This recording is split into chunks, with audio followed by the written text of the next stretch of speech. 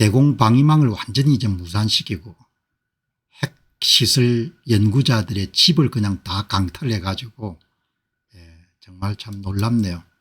오늘 월스트리트저널은 일면 톱 뉴스에 아주 대대적으로 선거 관련된 내용을 이렇게 선거가 아니고 전쟁.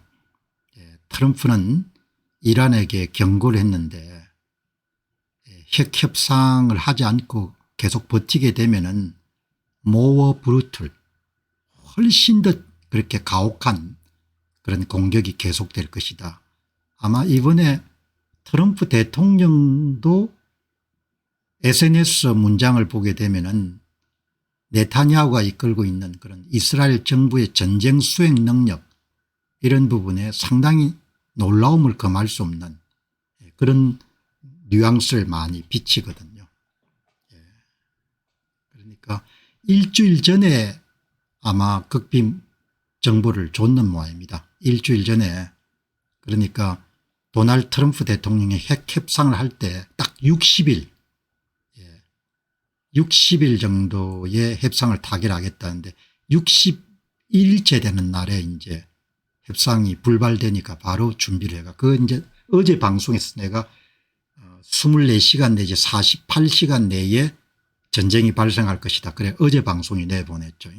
어제 방송이 내보냈는데 자, 이 보시게 되면은 이게 이제 6월 11일 날은 준비 6월 10일 13일 양일간 이제 화력을 퍼붓는데 어마어마하게 타격을 받았거든요. 이란이요. 100여 군데. 작전명은 오퍼레이션 라이징 라이언입니다. 일어서는 그런 사자 작전. 그래서 이제 여러분들이 오늘 전쟁 전모를 이야기해서는 타임라인을 가지고 보면 되니까 시간의 경과에 따라서 주요 사건들이 어떻게 진행되는지 그렇게 이제 전체 얼개를 이해하고 그다음에 이제 강론을 들어가시게 되면은 훨씬 더 소상하게 이번 전쟁을 이해할 수 있을 것 같습니다. 이제 유가도 뭐 올라가고 오늘 미국 정시 가격이 많이 빠졌거든요. 오전에 좀 많이 내렸다가 조금 전에 회복되더만 또 빠지는데 14일 정도 가장 장기간 14일까지 안 갈 것 같아요. 이스라엘은 작전 성공을 위해 수개월간 정찰 및 이스라엘 정보기관인 모사드의 침투 작전을 수행해 가지고 정밀 타격을 위한 사전 준비를 철저히 했다. 일단 이제 비행기가 여러분 전투기가 이란에 한 1600km에서 1800km 정도 날아야 되니까 대개 시리아 상공을 통과해야 되죠. 그 시리아 상공을 통과하려면은 그 이제 시리아 내부의 그런 뭐 대공 방어망이라든지 이런 게 작동하게 되면은 그럼 정보가 바로 쉬어가니까 이제 그런 부분들을 다 무력화시키는 작업들을 특히 이란의 서부 비행기가 맨 처음 도착하는 데가 서부지 않습니까? 테헤란은 조금 이렇게 북중심지에 있으니까 중심에서 북쪽이니까 그래 이제 이거를 다 일종의 기반 정지 작업을 모사드가 한 겁니다. 모사드가 여러분들 가가지고 자폭 드론도 활용하고 정밀 유도 미사일 같은 걸 활용해 가지고 대공 방어망을 다 여러분들 타격을 해 가지고 이렇게 정보력이 엄청난 거예요. 정말 이 유대 사람들 대단한 겁니다. 방어막도 완전히 그냥 그나마 있던 방어망 이동용 방어망인데도 전부 다 그걸 다 타격을 해 가지고 다 때린 겁니다. 이스라엘 사람들은 여기서 밀리면 자기들이 죽는다는 걸 알기 때문에 나라를 잃으면 어떻게 되는지를 본인들이 처절하게 경험했지 않습니까? 2차 세계대전 때 600만 명 정도가 죽었으니까 아우슈비츠 같은 데서. 그러니까 참 아주 절실함이 있는 그런 민족이죠. 얼마나 여러분 이 모사드가 겁나는 조직인 거 아닙니까?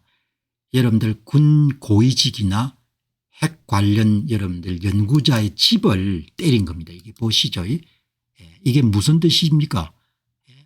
그 여러분들 자기들이 저격해서 제거하려고 하는 인물이 침실이 어디에 있는지를 정확하게 아는 겁니다. 침실이. 아파트에 이런 다른 데는 손 안 대고 그 집만 딱 때리는 겁니다. 그 집을. 그 집에 여러분들이 이렇게 그냥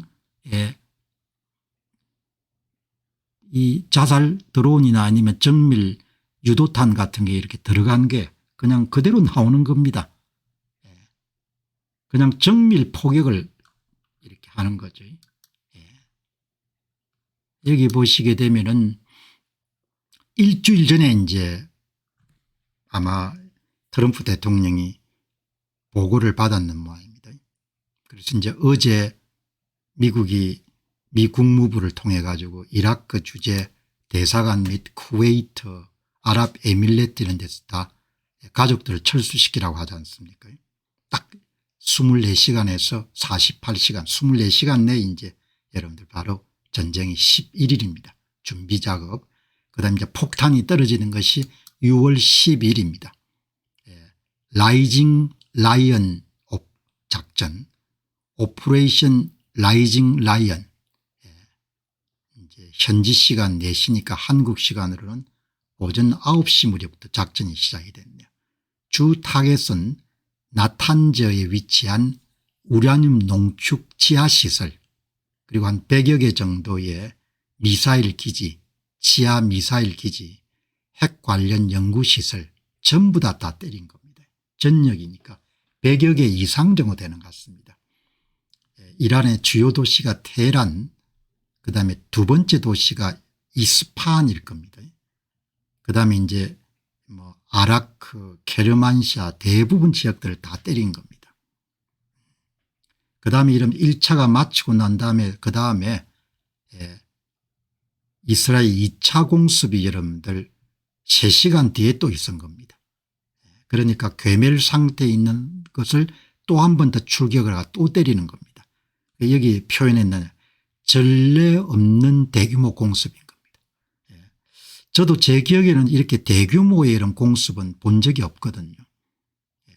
나탄저, 특히 이제 테헤란에 이란 혁명 수비대 본부들을 다 때려가지고 수십 명을 살상시킨 겁니다. 그러니까 이란 혁명 수비대의 고위직들 중에 상당 부분이 죽은 겁니다. 어마어마 여러분들 대단한 거죠. 테헤란의 샤라크 샤이드 마하라티 군 지휘관 단지. 그 여러분 집에서 그냥 죽인 겁니다. 그냥 가족들하고 같이 정밀 타격을 때려가지고. 여러분 유대인들 진짜 대단합니다. 뭐 어마어마한 겁니다. 이란 혁명수비대 총사령관 1인자죠. 그러니까 총사령관입니다. 호세민 살라미, 부사령관 골람 알리 라시드. 그다음에 여러분들 목록이 엄청나게 깁니다. 죽은 사람들이. 그냥 뭐 이스라엘에 대한 미사일 공격을 준비하기 위해서 회의하던 중에 회의장에 있는 사람을 전부 다 몰살시켜버린 겁니다. 그 이야기는 내부에 아주 깊숙이 모사드가 다 끈을 대고 있다는 겁니다. 핵과학자 2명이 아니고 10명 이상 정도가 죽은 겁니다. 이제 이란의 핵무기 개발 프로젝트의 명칭이 아마드인데 이 아마드의 핵과학자 2명이라는 것은 처음에 2명이 1차 공습에 2명이 죽었고 그다음에 뭐 10수명이 여러분들 쫙 나옵니다. 목록이.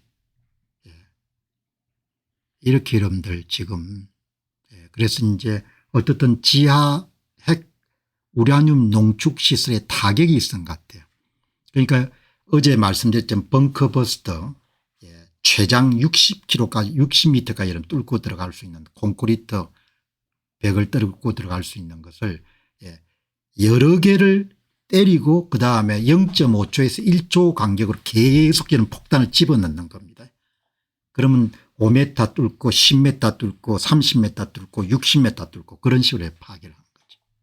그래서 이제 오늘 이걸 제가 좀 상세히 다루는 것은 저도 전쟁을 전문가가 아니니까 전쟁을 조금 더 이렇게 이해하는 면에서 한 5-6개 정도의 주제로 나누어 가지고 계속해서 순차적으로 다루도록 하겠습니다.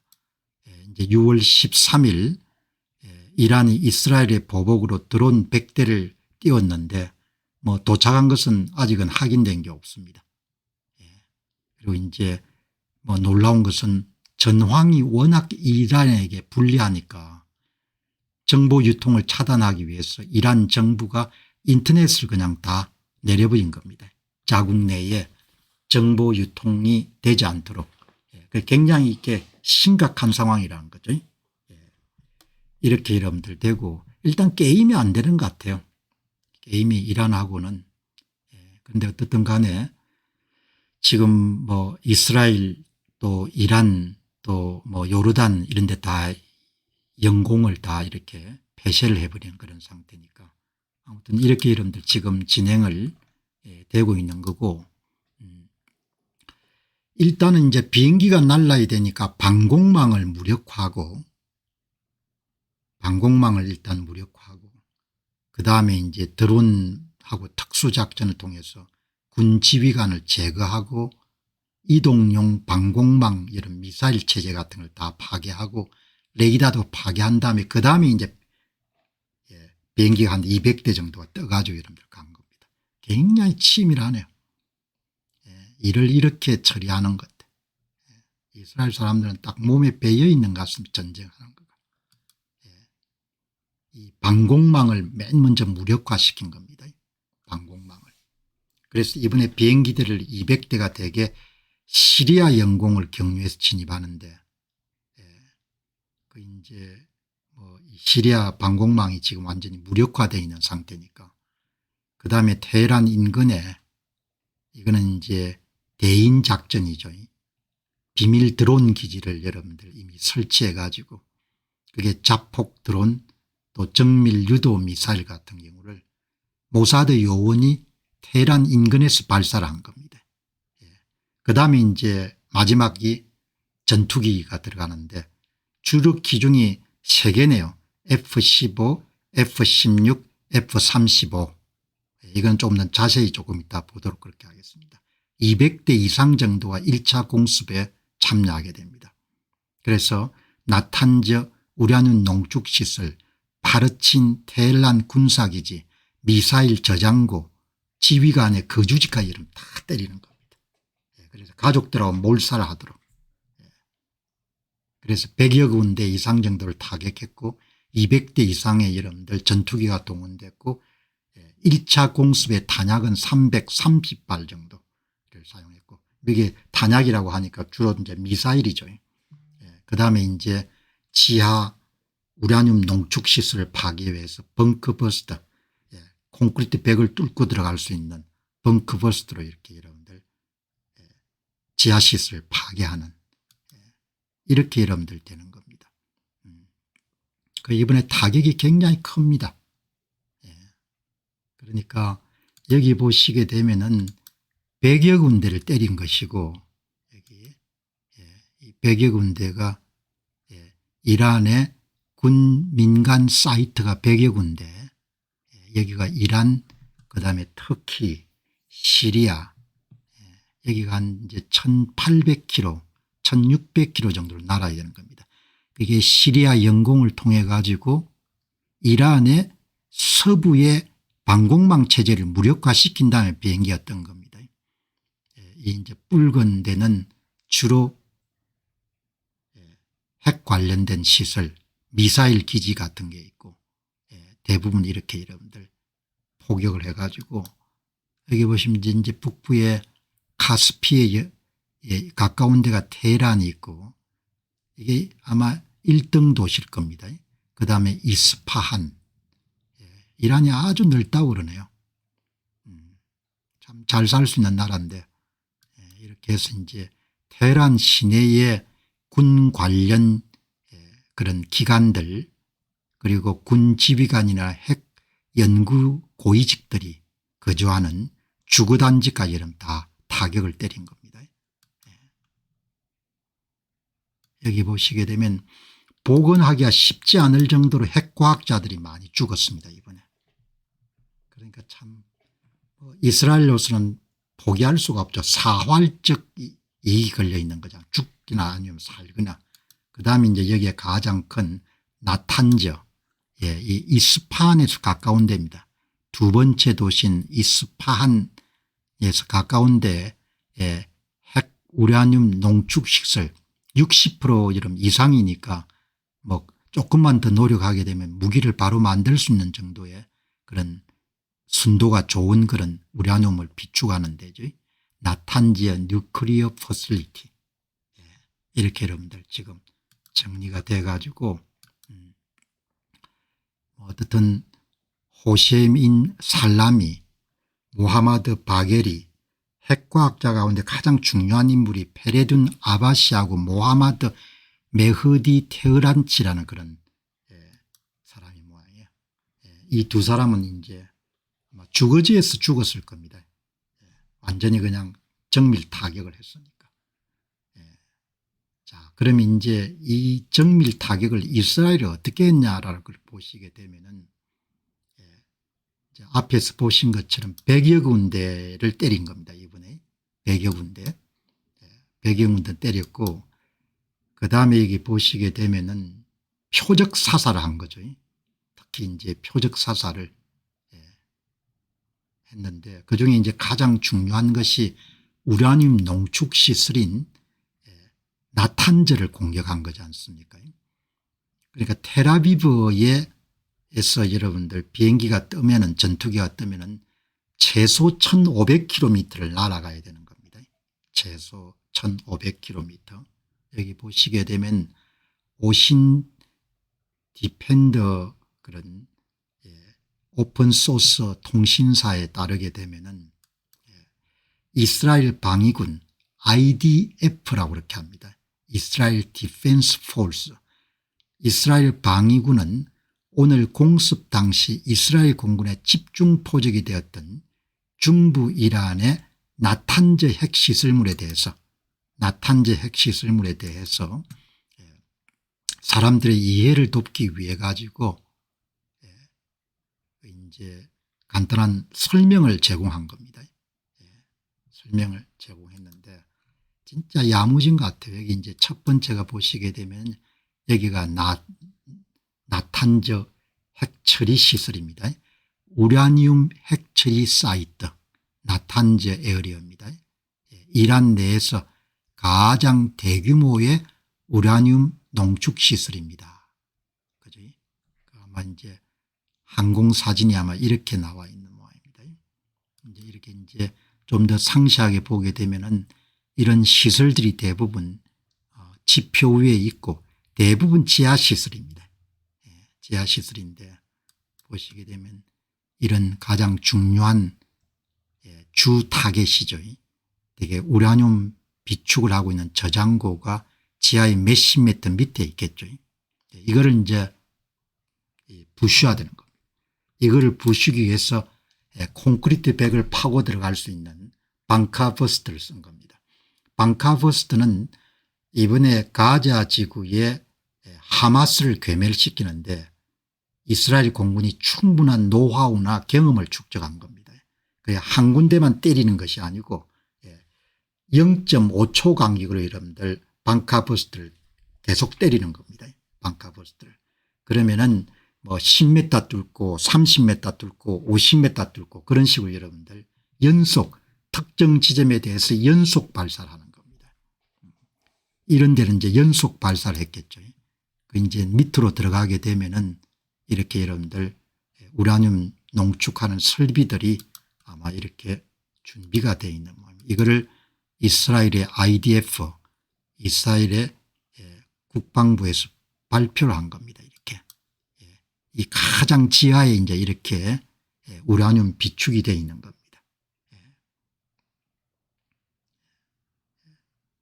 이렇게 여러분들 딱 정리를 하시면 좋을 것 같습니다. 어쨌든 야무지게 나탄저, 이스탄, 아라크 이런 지역에 아마 핵과 관련된 주요 시설물들이 포진한 그런 장소인데 어제 말씀드렸죠. 이란의 주요 핵시설은 나탄저, 포르도 이게 1순위 표적 그다음에 포르도 주요 타격 후보 깊은 지하 시설화가 진행 중이다. 이 두 군데는 아마 이번에 집중적으로 포격을 받았을 겁니다. 아주 제가 볼 때는 야무지게 작전을 진행한 것 같아요. 보시게 되면은 1560km 거리가 떨어져 있죠. 텔아비브에서 나탄즈까지 공중급유를 받아야 되는 겁니다. 오늘 방송 후반부에 공중급유 받는 장면이 나올 겁니다. 이번에 이건 어제 방송입니다. F351이 아니고 35I. 아마 이렇게 무기를 체계화할 때 F35I, F35A 이런 식으로 표현하는 겁니다. 가장 이스라엘 공군이 보유하고 있는 가장 장거리 폭격기가 F35I 아디르는 모양입니다. 이런 비행기를 총동원한 겁니다. 이번에 비행기를 어떤 비행기를 동원했는가 나중에 별도 섹션에서 한 번 더 다루도록 그렇게 하겠습니다.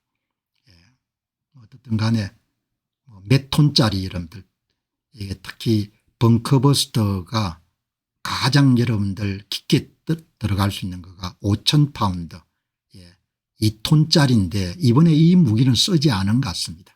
벙커버스터를. 이거는 가장 여러분들 깊게 파고 들어갈 수 있는데 그렇지 않고 한 1000kg 상당의 이거보다 좀 소형 벙커버스터를 쓴 것 같아요. 그걸 여러 개 때린 것 같습니다. 그렇게 해서 여러분들 보시면은 이번에 쓴 거는 BLU-100 이거를 쓴 것 같아요. 어제 소개한 것은 이거를 쓸 가능성이 높다 이렇게 이야기했는데 한 방에 때린 게 아니고 BLU-109 벙커버스터, 좀 소형 벙커버스터를 수십 발 때린 것 같습니다.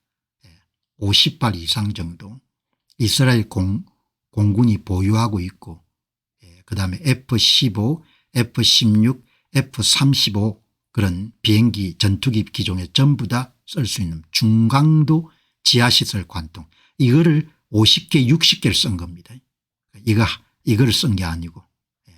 그래서 어제는 GBU-28이라는 것이 2톤짜리를 여러분들 탑재를 해가지고 공군 비행기가 뜨려면은 유일하게 여기서 F-35I 기종만 가능한데 이번에는 중강도 지하시설 관통 벙커버스터를 여러분 사용했기 때문에 F-15, F-16, F-35 모든 200대 여러분들 모든 그런 전투기에 다 탑재가 가능한 겁니다. 이렇게 여러분들 보시면 좋을 것 같습니다. 이게 아마 록히드 제품일 겁니다. 록히드사가 이걸 주로 만든 것 같아요. 이렇게 여러분들 지금 진행이 되는데 이게 어제 말씀드린 거죠. 이게 F-35I 기종입니다. 그리고 이게 탑재한 벙커버스터가 이게 GBU-57 2톤 넘는 무기입니다. 그리고 이것은 이 비행기가 여러분들 자유 투하를 할 수도 있고 그다음에 뒤에 추진체가 있어 가지고 유도를 해 가지고 이렇게 지시하는 데 그대로 떨어질 수도 있고 중간에는 아마 이제 화약이 있는 것 같아요. 그러니까 여기 초강력 광철로 되어 있어 가지고 콘크리트 벽을 뚫고 들어가면서도 변형이 안 되는 그런 형태 모양. 그러니까 콘크리트 벽을 뚫고 들어가서 일정 시간 지난 다음에 터지도록 되어 있는 모양이에요. 이렇게 여러분들 지금 이 벙커버스터의 2톤 이상 되는 가장 큰 무기죠. 여기에 GBU-28 길이는 6m 2톤 이상이 되는 겁니다. 이렇게 뚫고 들어가는 겁니다. 이건 60m까지 갈 수 있는데 이번엔 60m까지는 아니고 한 10m 갈 수 있는 거를 여러 개 쓴 것 같아요. 한 50개 정도. 자, 여러분 이제 이거 보면서 오늘 한 분께서 이스라엘이 무섭기도 하고 부럽기도 하고 만감이 교차합니다. 그래서 오늘 제가 전쟁을 특별하게 다루게 된 것은 이렇게 참 자기 나라를 지키기 위해 가지고 이렇게 야멸차구나.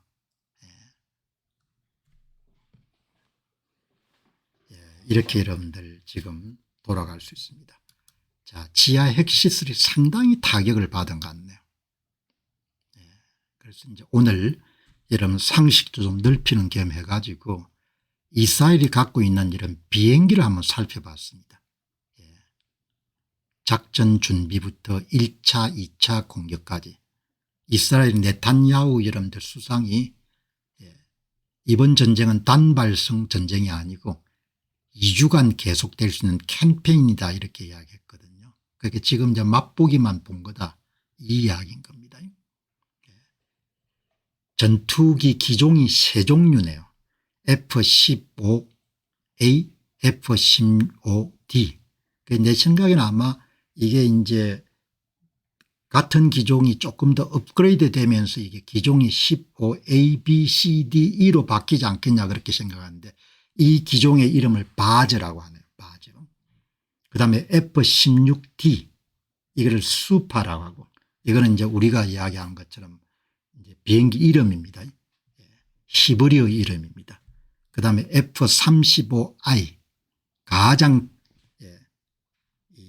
공중 여러분들 항공 거리가 먼 이게 아디르 이런 건데 저도 공부하는 겸 한번 찾아보니까 이게 이제 이스라엘 공군이 갖고 있는 주력 기종입니다. F-15D 바즈 이스라엘 공군이 갖고 있는 주력 기종이고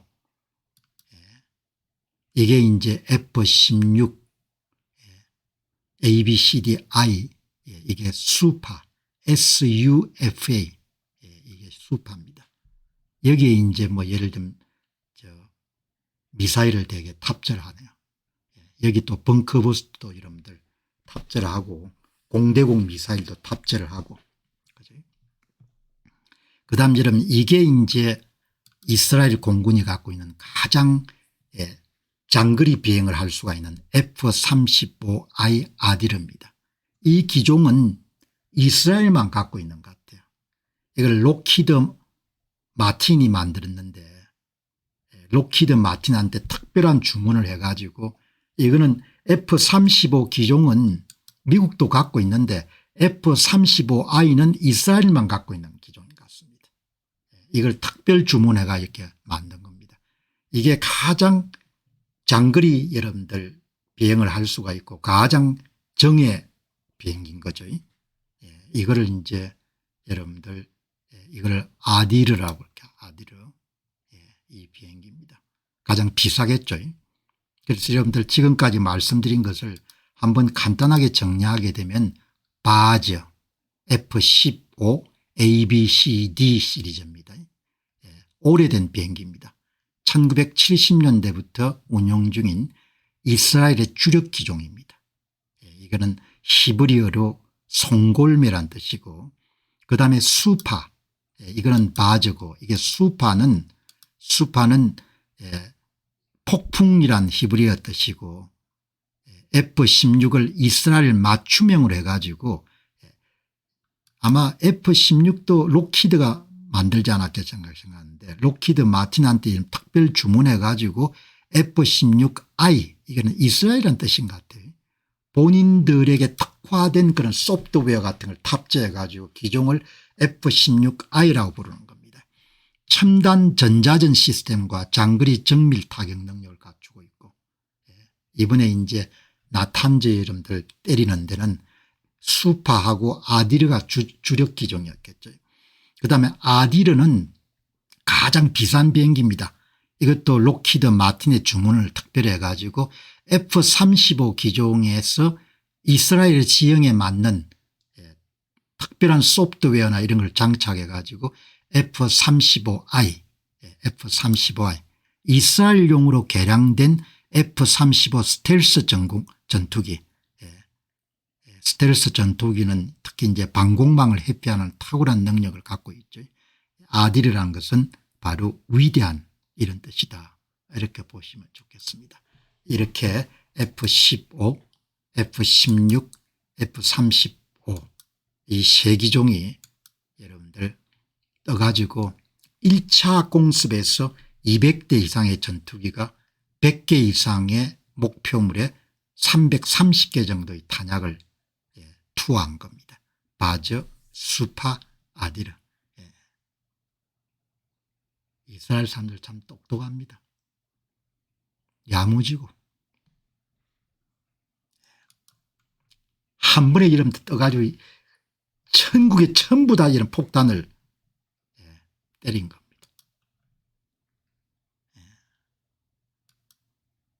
이 특히 F-15A부터 D 바전은 이 공중전에 능한 시리아 영공을 통한 장거리 비행이 가능하고 이란 방공망을 무력화하는 데 핵심 역할을 했다. 그러니까 아마 정밀 미사일 같은 걸 가지고 미사일 기지나 이런 것을 무력화, 레이더 기지 같은 걸 무력화한 것 같습니다. 그다음에 F-16과 F-16I는 정밀 타격 및 지상 공격이니까 나탄재 우라늄 농축 시설을 포격하는데 벙커버스터의 표준 폭탄을 가져가지고 좀 경량급 콘크리트 벽을 뚫는 그런 것을 가져가 가지고 한 50개 이상 정도를 퍼부은 겁니다. 그다음에 F-35I 스텔스 전투기로 이란 방공망 해피 및 정밀 타격에 능하고 이란 상공의 스텔스 모드로 작전을 수행하고 어쨌든 간에 이 세 기종을 가지고 훈련을 얼마나 받았으면 이렇게 여러분들 정확하게 하겠습니까. 더 중요한 것은 치상전이 있었다는 겁니다. 치상전에 대인 정보가 엄청나게 중요한 모양 같습니다. 전쟁에서 모사드가 테헤란 인근의 비밀기지에서 자폭 드론을 발진시켜 가지고 지휘관 숙소를 파괴하고 요인을 암살하고 미사일 기지 레이더 시설 방공망을 파괴한 거죠. 자폭 드론뿐만 아니라 정밀 유도 폭탄을 사용해요. 여러분 앞에서 보셨다시피 그냥 그 집을 거실을 딱 여러분 택해가 때리는 겁니다. 그게 무슨 수로 안 죽겠습니까? 이렇게 거실을 딱 여러분 택해 가지고 지휘관이 어디서 자는지 핵과학자가 어디서 자는지 여러분들 그냥 그대로 그냥 때려버리는 겁니다. 다른 집은 하나도 피해가 없는 겁니다. 어마어마한 거죠. 죽고 사는 문제니까 이 사람들한테는 뭐 죽고 사는 문제니까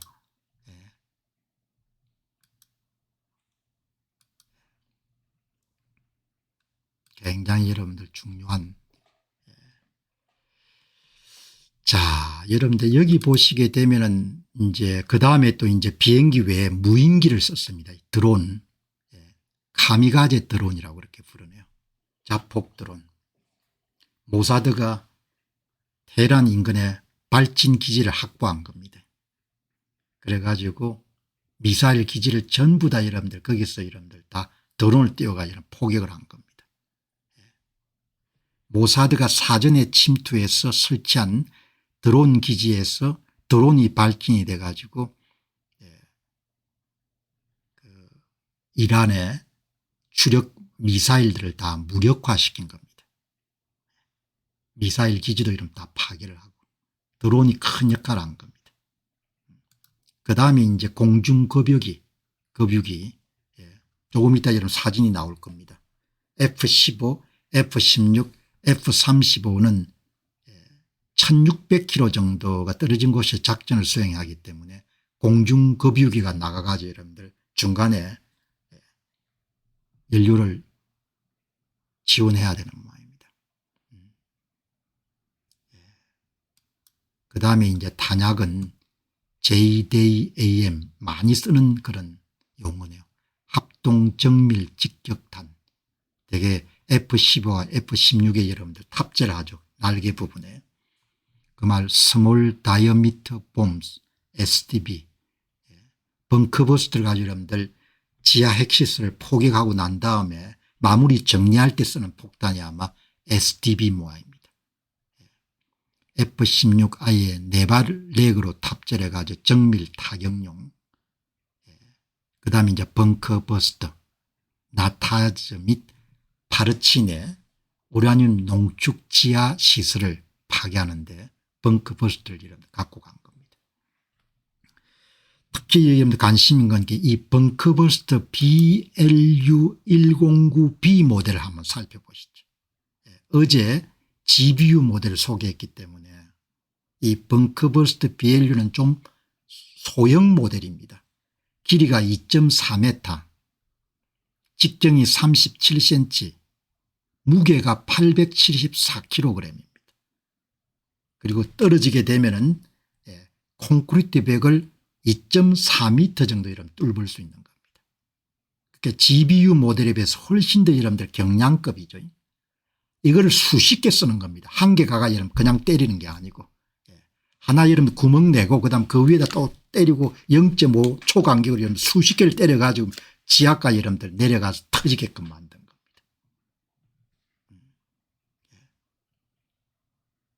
그러니까 무게가 814kg, 그러니까 경량급이죠. 이렇게 날개 부분에 탑재를 합니다. 이렇게 BLU-109 이렇게 날개 부분에 비행기 한 대당 한 두세 개, 4개 정도 탑재를 하겠네. 이제 2023년 말에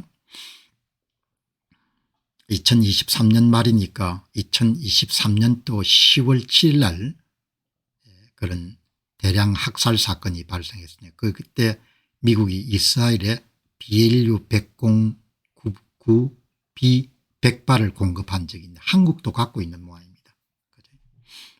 록히드 마틴이 개발했네요. 그래서 특히 이제 보시면은 F-15I, F-16I, F-35I 전투기가 BLU-109 벙커버스터를 나탄저 파르친 여기다 퍼부었다. 그러니까 아마 이 벙커버스터에다가 자유투하라는 것이 아니고 유도를 해야 되기 때문에 추진은 또 여러분들 추진하는 그런 엔진은 GBU 엔진을 쓴 것 같아요. GBU 엔진. 그러니까 폭탄은 BLU-109를 쓰고 그다음에 그것을 여러분들 이 소위 운전하는 것은 이제 GBU-31에 쓰이는 것을 붙여가지고 쓴 것 같습니다. 56에서 80발 정도를 여러분들 투하한 겁니다. 다중 지하 시설 파괴를 여러 발을 연속 투하해 관통력을 강화했다. 그러니까 핵 지하 시설에 몇 군데 구멍을 뚫은 다음에 일단 0.5초씩 간격으로 그 구멍을 통해서 계속 폭탄을 집어넣은 겁니다. 그게 다층 지하 시설 파괴를 위한 여러 발을 연속 투하했다는 거죠. 여러 군데 구멍을 뚫은 다음에 1차 포격을 해가지고 그 다음에 같은 구멍에다 여러분들 뭐죠? 벙커버스터를 같이 집어넣는 겁니다. 그래서 이 나탄저 우라늄 농축 시설이 상당 부분 손상을 받은 것 같아요. 맨 하단에 있는 이 부분까지. 그래서 이제 오늘 이 벙커버스터 지금 뭐 북한도 다 이렇게 이름 지화되어 있지 않습니까? BLU-109B 모델하고 GBU-28 이거는 1톤 한 0.8톤 정도 되고 밑에 GBU-28은 2톤 넘지 않습니까? 두 개. 그런데 주력으로 이번 작전에 사용된 것은 BLU-109B다 이렇게 보시면 좋겠네요. 이렇게 BLU-109 그리고 이제 공장에 생산한 겁니다. BLU-109 JDAM 테일 키트 이게 아마 이 추진체이자 목표지를 향해 가는 일종의 엔진 같습니다. 이거를 JDAM 테일 키트라고 그렇게 부르네요. 이렇게 생산해 가지고 그 다음에 이제 GBU는 여러분 보시다시피 이렇게 GBU 어마어마하게 크네요. 자, 이렇게 여러분들 지금 정리를 차근차근 하시면은 이번 작전에서는 BLU-109B 벙커버스터를 썼다. GBU-28을 썼다는 그런 공식 확인은 없다. 대신에 BLU-109를 뭐 수십 개 썼다. 몇십 개 쓴 겁니까? 수십 개 썼다. 이렇게 보시면 좋을 것 같네요. 여기 보시면은 앞에 여러분들 이 폭탄의 앞이 이게 특수 재질의 초고강도 강철인 모양이에요. 그 콘크리트 벽을 뚫고 들어가다가 변형이 안 되는 모양입니다. 그래서 뚫고 들어가는 거죠. 고강도 강철 케이싱. 1인치 두께의 단일 단조 강철로 충격시 형태를 유지하며 깊은 관통력을 제공한다. 콘크리트 벽을 뚫고 들어가더라도 단조죠. 단조가 이렇게 이제 두들겨서 만들지 않습니까? 불을 이렇게 뜨겁게 해가지고요.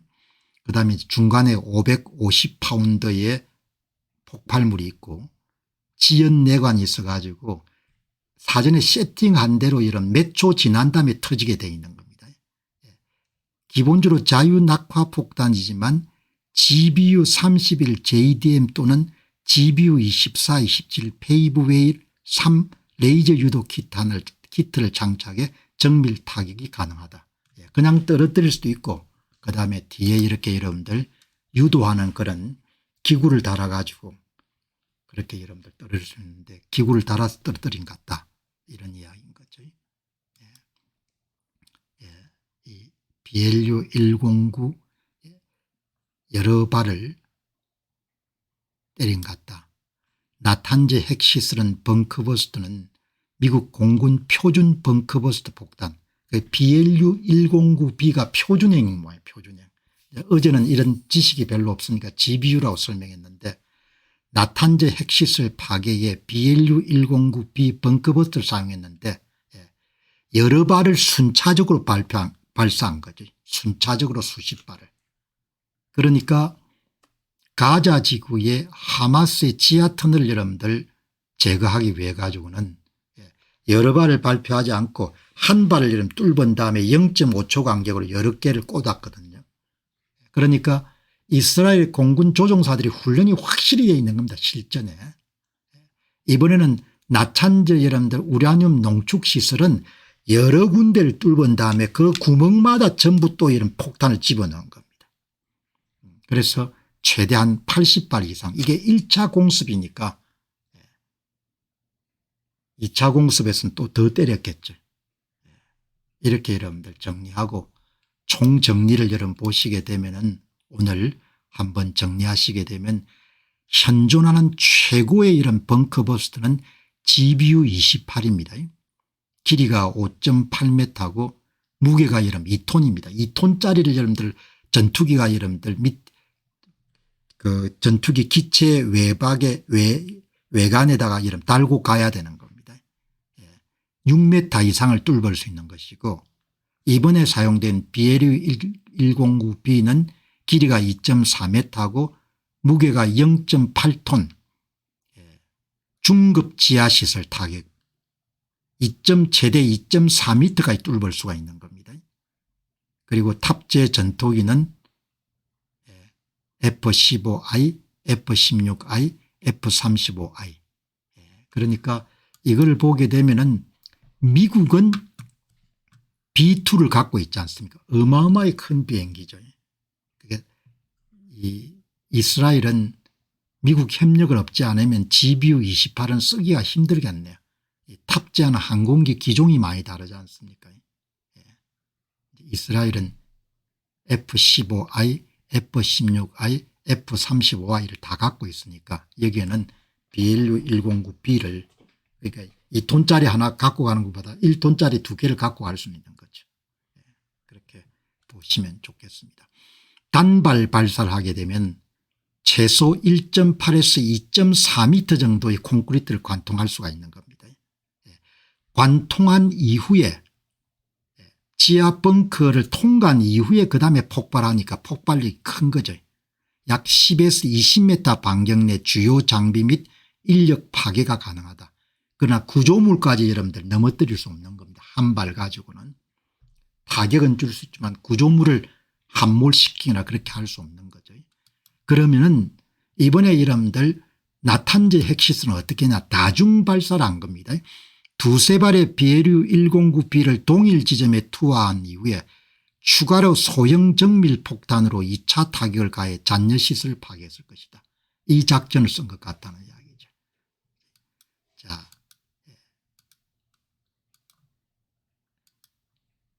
연속 발사가 0.5초 한 발, 0.5초 두 발, 0.5초 세 발 이렇게 발사하는 거.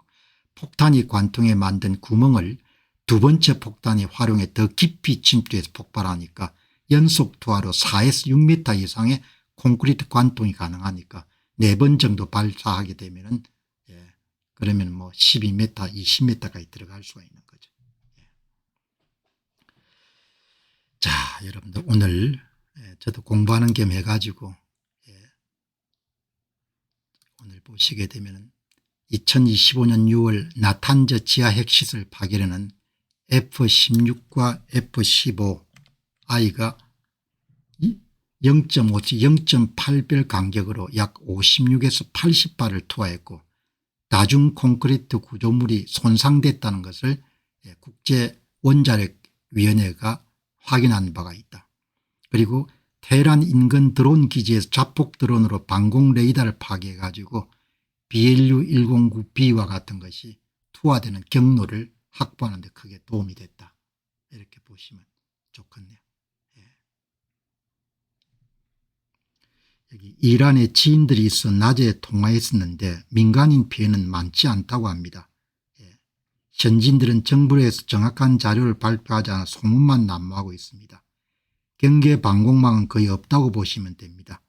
오랜 경제 제재로 인한 낙후된 시스템으로 이스라엘을 당해내는 것이 쉽지 않을 것 같습니다. 박건성 님이 아주 좋은 의견 주셨네요. 그리고 민간인 피해를 최소화하기 위해 가지고 많이 노력했다는 그런 부분들도 있는 것 같습니다. 자, 이렇게 보시면은 현재 이제 이 이스라엘의 군이 발표한 바에 따르면 뭐 100% 확신할 수 없겠지만 핵시설의 한 80% 정도가 파괴가 됐다 이렇게 이야기하는데 이스라엘이 이제 2주에 걸쳐 가지고 2차 3차 공습을 계속 아마 진행할 것 같다 이렇게 보면 좋을 것 같습니다. 여기 이제 이스라엘 측을 잘 이해할 수 있는 방법은 이 모사드 커멘터리 국가기관은 아닙니다. 모사드 커멘터리를 보면 전쟁 상황을 조금 더 이렇게 주류 언론들이 전혀 다룰 수 없는 최신 정보를 여러분들 알 수가 있는 거죠. 사람이 많이 죽었네요. 이스라엘의 공습이 이란의 407명 정도를 죽이거나 아니면 부상시킨 것 같다. 이렇게 나오는데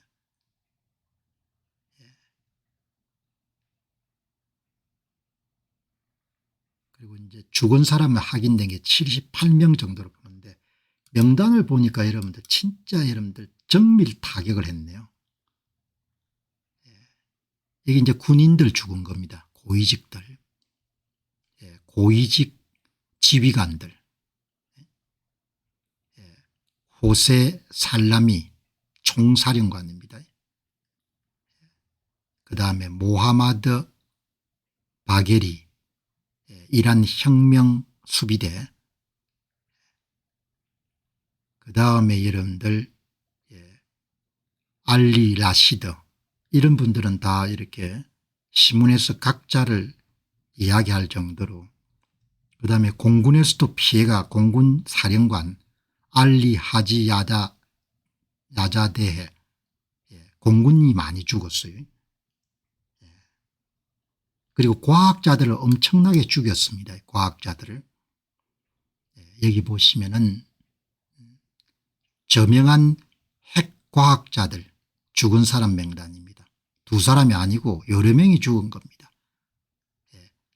아마드 레자 졸파가리 아주 핵심 그런 과학자 모양입니다.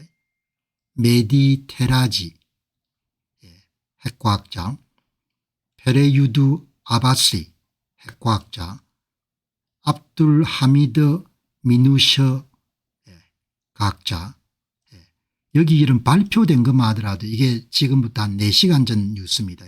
1명, 2명, 3명, 4명, 5, 6명 정도 죽은 겁니다. 주류 언론들이 지금 보도한 것은 2명 정도 죽었다고 이렇게 이야기하는데 그러니까 핵심 인물들 계속 모사드가 추적하고 있었던 것 같아요.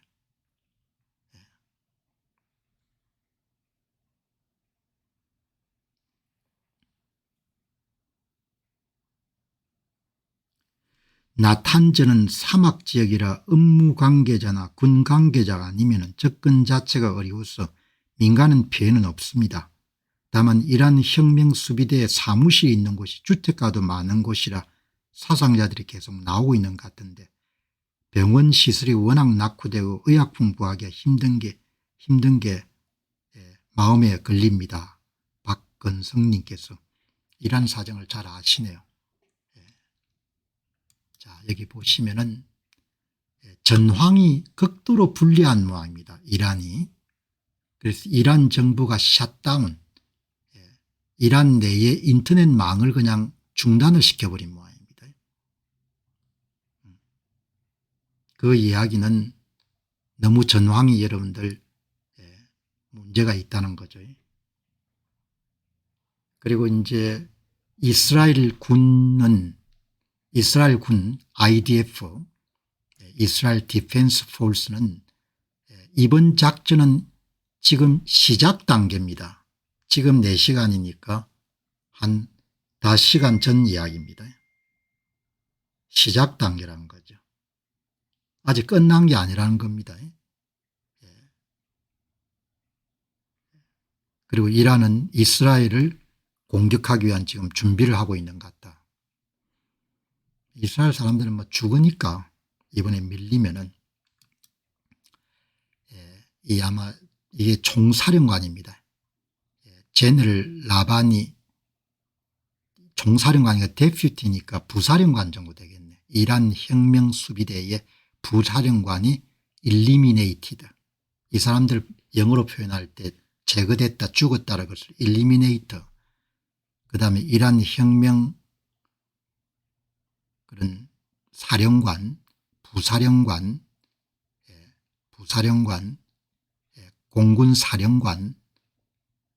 공군사령관 그리고 공군사령관, 부사령관이 죽은 거네요. 제거됐다. 군 지도부에서만 죽은 게 아니고 집에서 죽은 것 같아요. The Deputy for Operational Affairs of the General Staff of the Iranian Armed Forces.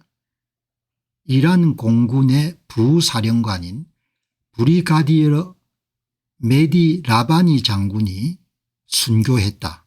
그의 와이프와 아이와 함께. 이게 최신 뉴스거든요.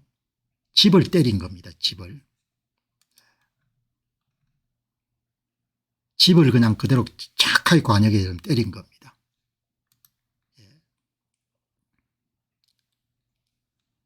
이번에 제거된 이 고위급 이란 공군 장군들은 2019년에 사우디아라비아의 정유시설을 공격했던 사람들입니다. 그래서 사우디 사람들에게는 참 기쁜 소식이 될 겁니다. 이런 이야기를 하는 겁니다. 지금 이란의 공군 고위직들이 이스라엘에 대한 미사일 공격을 추진하기 위해 가지고 회의를 개최하는 동안 제거가 됐습니다. 그렇게 이야기하는 겁니다. 그러니까 모사드 요원들이 이란의 내부에 깊숙이 여러분들 들어가 있다는 겁니다. 몇 월 며칠 몇 시에 어디에서 이스라엘 공격을 위한 공군 고위 관계자들의 회합이 있다는 걸 다 아는 거예요. 회의 중에 그냥 다 여러분들 죽은 겁니다. 회의 중에. 내부 정보를 누군가 공격한다는 거죠. 이란의 공군의 최고 사령관이 제거됐습니다. 아미르 알리 하지다데 공군 사령관이 제거가 됐습니다. 잘생겼습니다. 이게 이란 사람들이 좀 이렇게 미남들이죠. 여기 보시면은 호세인 살라미 2024년 4월 다마스쿠스 영사관 공격 이후에 보복을 다짐, 2024년 10월 이스라엘 본토에 대한 대규모 미사일 공격 지휘, 2019년 헤즈볼라와 하마스에 대한 지원 강화 지시, 2025년 6월 10일 라이징 라이언 작전으로 제거되다. 이게 뭐 히브리 업무입니다. 이제 1600km 정도를 날라야 되니까 그럼 왕복이면 여러분 3200km를 날라야 되지 않습니까? 이 공중급유를 받아야 되는 거예요. 이렇게 공중급유를, 이게 아마 내 생각에는 공중급유기 같습니다. 이게 전 대단하네요. 이렇게 연결해 가지고 공중급유를 받는.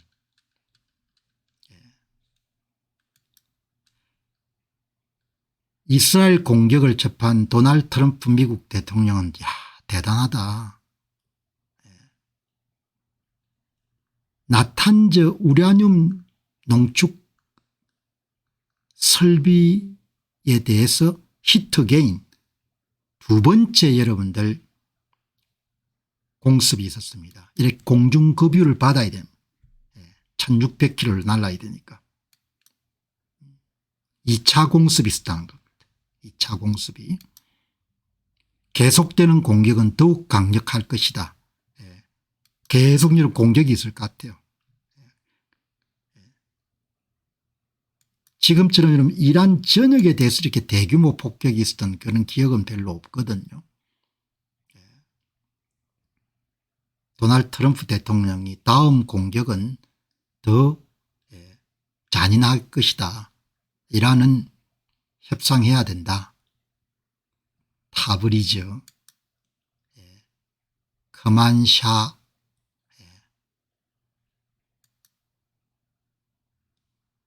클레물린은 이스라엘과 이란을 모두 다 비난했다.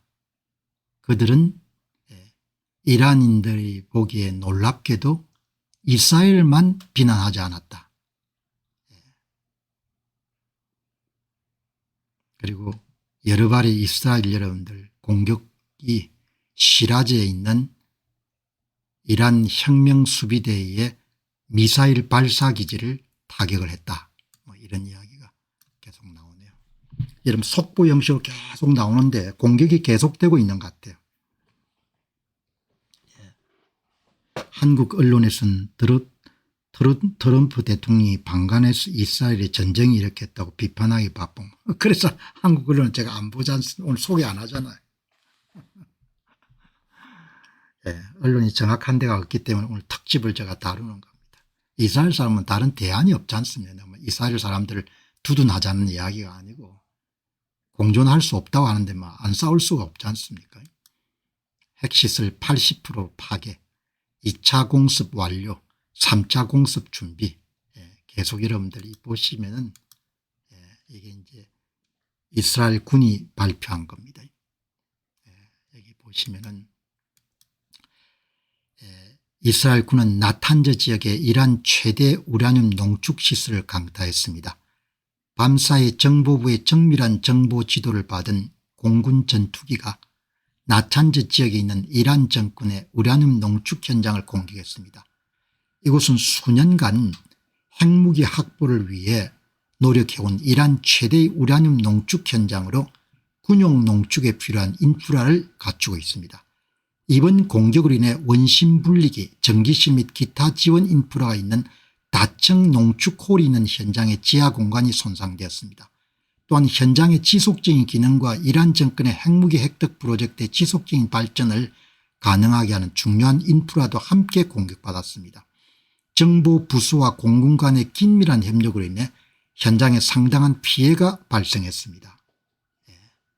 여기 이제 이런 폭격을 집중적으로 때린, 여기가 아마 여러분들 농축시설이 있는 곳이지 않겠느냐 이렇게 하는데, AI 도움을 받으니까 핵시설, 이게 여긴 것 같아요.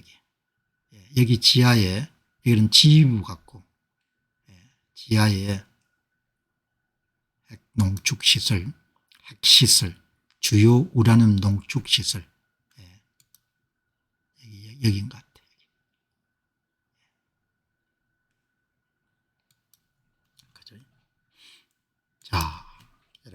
늘 전쟁이 조금 길죠. 자, 유대 사람들 참 야무집니다. 이제 모사드가 비밀작전한 거지 않습니까? 지상에서 좀 정보를 정확하게 제공하는 것이 공중전 성패에 상당한 영향을 미치는 건데, 그리고 지상의 사람들이 대공망을 무력화하기 때문에 비행기가 마음대로 다닐 수가 있는 거죠. 모사드가 여러분들 다 기반 정지 작업을 다 한 거죠. 모사드가 비밀작전을 벌여가지고 이란 대공망을 완전히 무력화시켜버린 겁니다. 테헤란 인근에서 작전하는 모사드 요원들입니다. 모사드 요원들이 이란 영토 안에서 대공망 시스템을 공격하는 그런 무기를 디플로이 배치하고 있습니다. 그러니까 이란 내 모처에서 미사일 기지나 레이더 시설이나 이런 것을 여러분들 제거하기 위해 가지고 모사드 요원들이 활동을 하는 겁니다. 그리고 이런 이제 여러분들 트럭 같은데 장착이 돼 있는 대공망 그런 미사일을 파괴를 하는 겁니다. 드론을 이용해 가지고. 지금 이제 드론이 이 여러분들 트럭에 장착된 미사일을 공격하기 위해서 다가가는 것을 찍은 겁니다. 모사드의 요원들이 이란의 대공망 시스템을 파괴할 의도로 지금 자폭 드론을 오퍼레이션하고 있는 중입니다. 이렇게 여러분들 여기에 드론을 가지고 때려가지고 여러분들 그냥 미사일을 없애는 겁니다. 이렇게 가가지고 여러분 때려가지고 없애는 겁니다. 이렇게.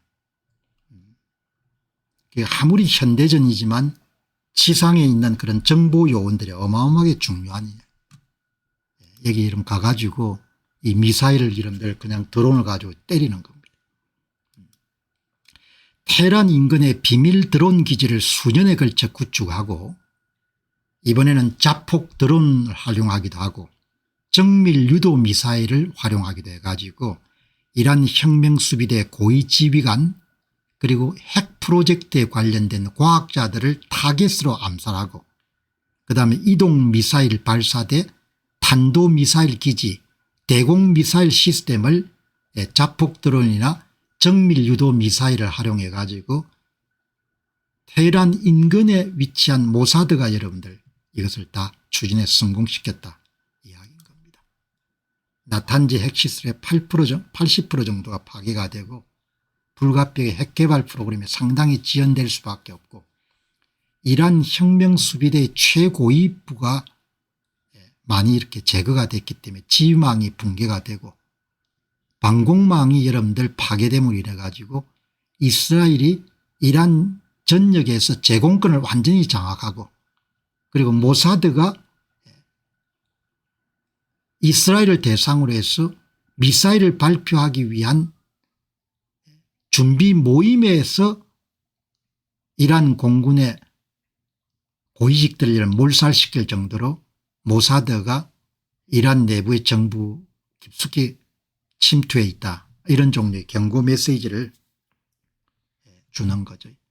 집에 가가 여러분들 죽여버리지 않습니까? 집을 메디 라바니 이렇게 집에 이런 가가지고 때리는 겁니다. 자폭 드론을 가지고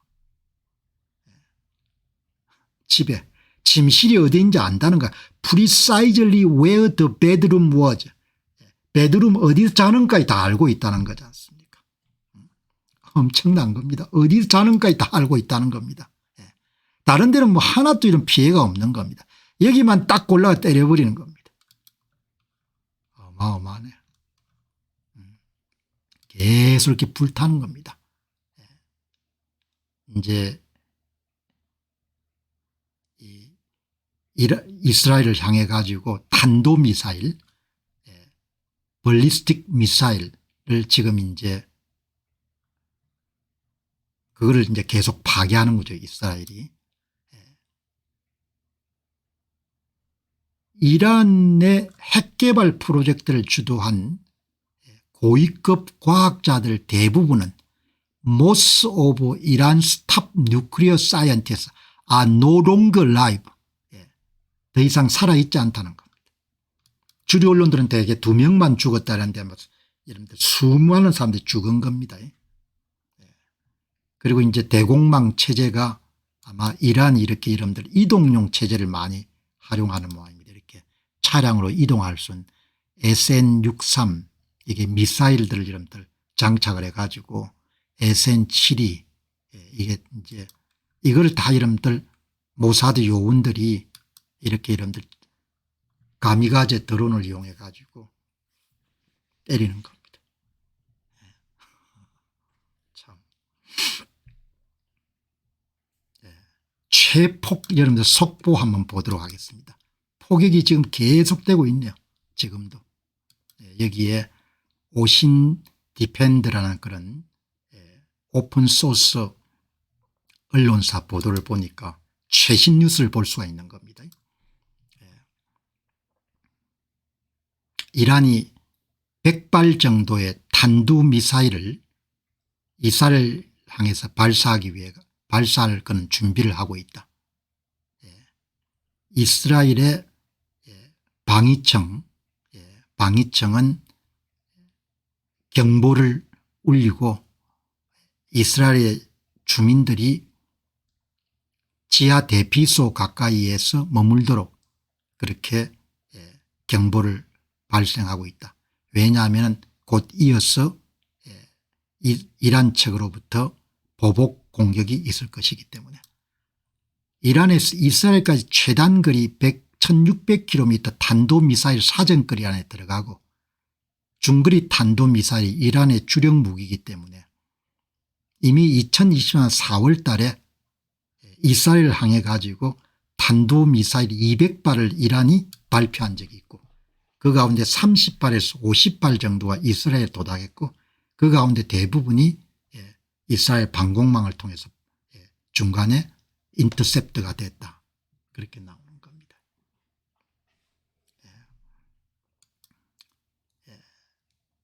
그리고 이제 또 같은 편인 후티 반군 홍해 길목에 있는 후티 반군이 탄도미사일을 이스라엘에 발사했는데 그게 이스라엘 시내는 떨어지지 않고 가자 지역에 가자 지역이 아니고 웨스트뱅크 서한 지구의 사이르라는 그런 곳에 떨어졌다. 이런 내용들이 지금 나오네요. 팔레스타인 주민들도 타격을 받고 있는 겁니다. 후티 반군이 보낸 그런 미사일을 이란 후원을 받고 있는 예멘의 후티 반군이 발사한 탄도미사일이 서한지구에 떨어진 겁니다. 팔레스타인들이 많이 사는 서한지구에. 여기 보시게 되면은 이제 지역민이 제보한 거네요. 이란 서부의 하마단 지역에 나하반드시 가까이에 레이더 기지가 공격을 받아서 불타고 있습니다. 이게 47분 전 이야기거든요. 그러니까 공습이 한 번으로 끝난 게 아니고 계속 공습이 이어지는 겁니다. 이제 계속 이런 이스라엘도 이란으로부터 후티 반군으로부터 탄도미사일 공격이 있기 때문에 여기 경보가 울린 지역입니다. 이스라엘 중부 지역에 지금 사이렌이 막 울리고 있습니다. 신문사가 속보성이 따라올 수가 없는 겁니다. 카라저 지역에 이란 테헤란으로부터 북서쪽에 카라지시에 대해서 여러 개의 여러분들 멀티플 스트라이크가 공군 공격이 계속되고 있습니다. 항복할 때까지 때리려고 하겠죠. 이란 국영방송 보도에 의하면 104명이 죽었고 376명이 부상을 입은 것 같습니다. 그리고 현재 중동에는 미국의 항공모함이 지금 주둔하고 있습니다. 항공모함이 이름이 칼 빈슨 미 항공모함이 거기에 이제 그 비행 작전이 지금 온보드라는 그러니까 준비 중이라는 그런 뜻이겠죠. 미국은 직접 관여한 적이 없다 이렇게 이야기를 하는데 협력을 하지 않았겠냐 그렇게 봅니다. 이게 이제 앞에서 말씀드린 것 같이 1차 공습이 진행됐던 100여 군데 이상 지역입니다. 여기도 이제 뭐 우라늄 농축 기구가 있는데 모양이죠. 이란 중부에 이거는 뭐 쿰 가까이 핵 농축 시설이 있는 여러 장소에 연기가 쏟아오르고 있습니다. 그 주민들은 최소한 2개의 큰 폭발음을 들었습니다. 포르도 지하 농축시설 방향으로부터. 이 포르도가 나탄즈 다음으로 여러분들 주요 타겟이지 않습니까? 이제 이란이 100발 정도의 드론을 발사했으니까 이스라엘에 그중에 하나를 이제 잡아가지고 터뜨리는 그런 광경을 공개를 했네요. 미 국무부는 이란 내에 있는 미국인들은 대부분 다 나오는 게 좋겠다. 시큐리티 얼러트를 여러분들 발생을 하고 포르도 우라늄 농축기 거기에 이스라엘 공군이 지금 포격을 가하고 있습니다. 1시간 전이니까 2차 3차 공습을 계속 때리는 겁니다. 2차 3차 공습을 이란 외무부 장관이 유엔에 보낸 서한에서 전쟁 선포입니다 이렇게 이야기를 한 거죠. 이란 혁명 수비대가 괴멸 수준으로 피해를 입은 겁니다. 이스라엘 혁명 수비대가 완전히 여러분들 그냥 붕괴하게 된 겁니다. 그들은 이것을 회복하기가 어려울 겁니다. 이스라엘 혁명 수비대의 사령관인 브리가디어 에스마일 콴이 이란 서부 군사기지에 대한 이스라엘 공군의 공격에 의해서 제거가 됐습니다.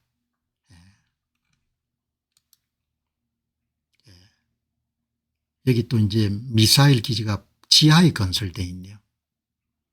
거기 이제 이란 또 공군기가 이름 때린 이야기. 뭐 타브리즘 뭐 여러 군데 계속 여러분들 지금 중요한 것은 1차 공습 2차 공습보다도 계속 공습이 계속되고 있는 겁니다. 그걸 실시간으로 여러분들 계속 이렇게 이런 보도가 나오는 겁니다. 나탄즈 우라늄 농축 기간에 상당한 정도의 손상이 발생한 것으로 보입니다. 상당한 정도의 손상이 발생한 것으로 보입니다. 여기 이제 보시게 되면은 그렇지만 이제 끝난 게 아니라고 이란이 중거리 탄도미사일이 주력 무기인데 뭐 다 사정권 안에 다 들어갑니다. 이스라엘이. 한 1300km 안에 다 들어가기 때문에 전부 다 타격 대상이 될 수가 있는 거죠. 자, 여러분 오늘 전쟁 이야기가 좀 깁니다.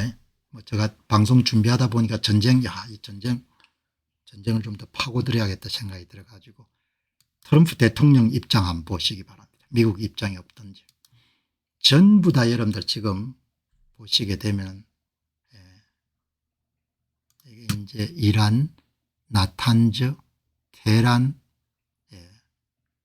뭐 이 사람도 죽었죠. 모 브루툴 계속 버티면은 더 심하게 당할 거다. 이스라엘의 이번 공격은 이란의 핵 프로그램보다도 더 많이 타격을 주었습니다. 그들은 테헤란을 쩔뚝거리도록 만드는데 목표를 갖고 있습니다. 핵과학자들도 엄청나게 죽었고 군 고위 관계자도 여러분들 어마어마하게 많이 죽은 거죠. 트럼프 대통령의 SNS의 타임라인을 한번 따라가 보는 것은 사건을 미국 입장에서 이해하는 데 도움이 될 겁니다. 2 months ago 2달 전에 제가 협상을 마무리하는데 60일을 이란 측에게 줬습니다. 저는 이란의 거래를 성사시키라는 60일 최후 통첩을 보냈습니다. 이란은 마땅히 그렇게 했어야 됐습니다. 오늘은 61일째입니다. 무엇을 해야 할지 말씀드렸지만 이란은 결코 협상 타결에 도달하지 못했습니다. 이제 두 번째 기회가 있을지도 모릅니다. 이게 이런 가장 최신 도널드 트럼프 대통령의 60일 시간을 주고 61일째가 6월 12일입니다. 60일 시간 주고 61일째가 6월 10일입니다. 6월 12일 날 여러분 이스라엘이 공격을 한 겁니다.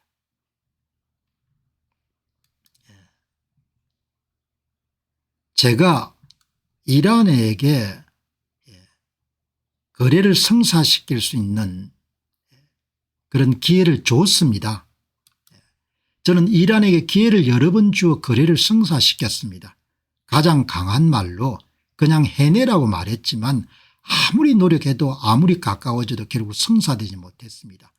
저는 그들에게 미국이 세계 어디에서든 가장 치명적인 군사장비를 만들고 있으며 이스라엘이 앞으로 더 많은 장비를 보유하고 있다는 것을 알고 있거나 예상하거나 들은 것보다 훨씬 더 나쁜 일이 될 것이라고 말했습니다. 그리고 그들은 그것을 사용하는 방법을 알고 있습니다. 일부 이란 강경파는 용감하게 말했지만 무슨 일이 일어날지 몰랐습니다. 그들은 이제 모두 죽었고 상황은 더욱 악화될 것입니다. 이미 큰 죽음과 파괴가 있었지만 이미 계획된 다음 공격은 더욱 잔인하기 때문에 이번 학살을 끝낼 시간은 아직 남아 있습니다.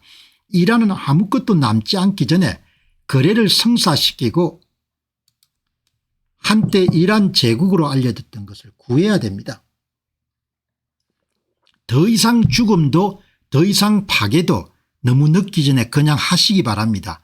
여러분 모두에게 신의 축복이 있으시길 바랍니다. They are all dead now. It will only get worse. 악화될 것이다. Already great death가 있고 파괴가 있다. 그러나 there is still time to make this slaughter. 이 학살이 진행되는 더 또 시간이 있는 겁니다. 다음 여러분들 계획된 공격은 이번 모 브루툴 더욱더 여러분 잔인할 것입니다. 그리고 come to end 끝장이 날 것입니다. 이게 여러분들 6월 13일 오후 6시 56분 두 번째 트럼프 대통령의 메시지입니다. 시간 순서로 한번 살펴보는 거 대통령 생각을 한번 이해할 수 있으니까요. 우리는 여전히 이란 핵 문제에 대한 외교적 해결에 전념하고 있습니다. 우리 행정부 전체는 이란과 협상하도록 지시받았습니다. 그들은 위대한 국가가 될 수 있지만 먼저 핵무기를 확보하려는 희망을 완전히 포기해야 됩니다. 여기 보시면은 이란 여러분들 이란 방송을 제가 며칠 전에 한번 보냈지 않습니까? 이란계 미국인으로서 나사에 근무하면서 화성 탐사에 큰 기여를 했던 이란인을 소개하는 파루즈 씨인가 그리고 지금 마이크로소프트 사이에 AI MSAI의 CEO가 술레만 씨지 않습니까? 무스타파 술레이만 40세. 그 방송이 나가고 난 다음에 1999년부터 2000년 정도에 이란의 비즈니스 관계로 테헤란을 자주 방문했던 분이 그런 이야기를 하시더구먼요. 1979년도 호메니 혁명 이전에 이란은 석유가 많이 나왔기 때문에 이란 화폐 가치가 굉장히 여러분들 강했다고 합니다. 그때는 중상층들은 유럽 여행을 자주 다녔다고 그러네요. 그리고 이란 사람을 만나보면 자부심도 많고 그다음에 제국 경험을 해봤고 영토가 여러분 넓기 때문에 문화적 소양도 있고 참 우리가 갖지 못한 것을 많은 것을 가졌는데 나라가 저렇게 이제 종교 전체주의가 지배하면서 너무나 어렵게 돼서 마음이 아프다. 아마 오늘 방송 중에서도 1970년대 테헤란이나 이란의 여러분들 건설 프로젝트에 참여해 보신 분들이 계시기 때문에 옛날 생각이 많이 나실 겁니다. 1970년대 석유 수출로 하루 60억 벨러 정도를 팔았습니다. 그러니까 자국 화폐 가치가 엄청나게 강했던 거예요. 리알 가치가. 지금 여러분들 이 화폐 가치가 얼마나 떨어졌는가 하니까 인플레이션이 아주 심하고 1979년부터 여러분들 경제 제재가 실시가 됐으니까 1970년대 1달러가 70리알이었습니다. 지금 1달러가 44만 5천 리알입니다. 화폐 가치가 6,357분의 1로 떨어진 겁니다. 나라가 망하게 되면 이렇게 비참하게 되는 겁니다. 나라가 망하게 되면은 이렇게 되는 겁니다. 화폐 가치가 여러분들 똥값이 돼버린 겁니다. 화폐 가치가. 저는 다른 걸 모르겠고 구매력이 어마어마하게 없어져 버린 겁니다. 사람들이. 구매력이. 거기다 인플레이션 심할 거고 그게 대책이 없는 거죠. 그분 말씀이 옳은가를 확인하기 위해 가지고 이란 화폐 리알화가 어떻게 가치가 바뀌었는지 간단하게 좀 살펴보니까 1970년대에 비해서 6,357분의 1로 떨어진 겁니다. 그러니까 이란 분들 삶이 어떤지는 짐작하는데 조금 더 어려운 점이 없는 거죠. 여러분 나라 참 잘 관리해야 됩니다. 우리도 한때 참 잘 살아봤다 이런 이야기 하면 안 되는 거죠. 앞으로. 네타냐후가 이번 공격 주도하면서 이런 대국민 성명서 발표한 걸 보면 뭐라고 이야기합니까? 우리가 침묵하면은 다음 세대 여기 살 수 없다는 거지 않습니까? 다음 세대 생각하고 좀 정직하게들 살아야 되죠.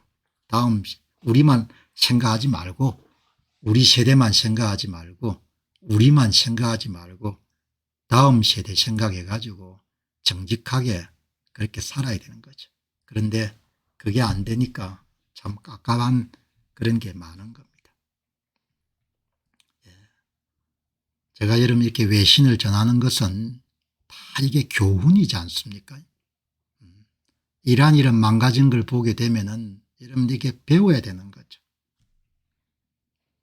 자, 여러분 이제 오늘 화제 좀 바꾸어 가지고 한국 GM이 이제 완전 철수할 겁니다. 한국 GM은 그냥 하천 공장이지 않습니까? 미국 GM의 하청 공장이거든요. 자기 분수를 모르면은 세상은 고생을 피할 수가 없지 않습니까? 돈 더 내라고 이러면 땡깡 뿌리면은